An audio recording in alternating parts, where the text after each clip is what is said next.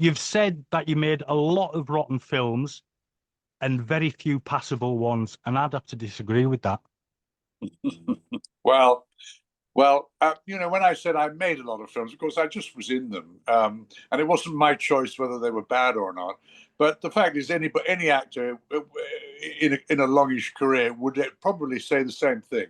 We've all made some stinkers, and it has to be admitted. Some of them were stinkers, and some of them were pretty good, and most of them were kind of middle of the road, weren't they? Really? And then 1966, The She-Beast.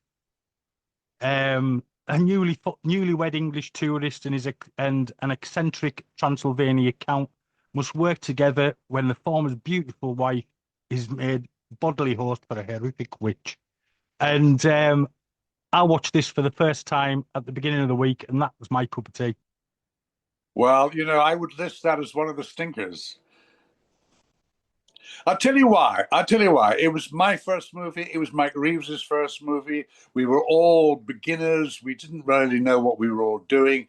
And also, because there was a lot of interference from producers and things, there were some bizarre moments in it, which I think spoiled the whole thing entirely. Those ridiculous comedy chases with an unexplained person.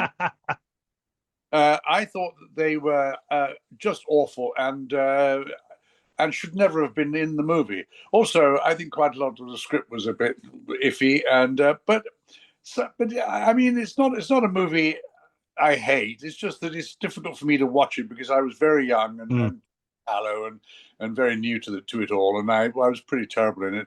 And I think it's still a pretty terrible movie. Then after She-Beast, you were in Stranger in the House or Cop Out with Mason, and what a film. That is excellent, and you are superb in it for being so early in your career. Again, I'm going to disagree with you. I think that's one of the stinkers, you see. and it is interesting, isn't it, that after all, it does star James Mason, but when have you ever seen it on TV? It's never played, and the reason is it's really very good, He was great in it. I think he was wonderful in it. But all of us youth, the trouble was it was packed with all sorts of little, I don't know, salutes to youth.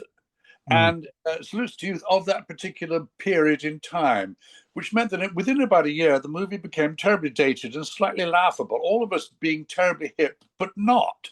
All that youth stuff, I thought, was just embarrassing, frankly. And thank you for saying I was okay in it. But again, it's not a movie I can watch at all anymore.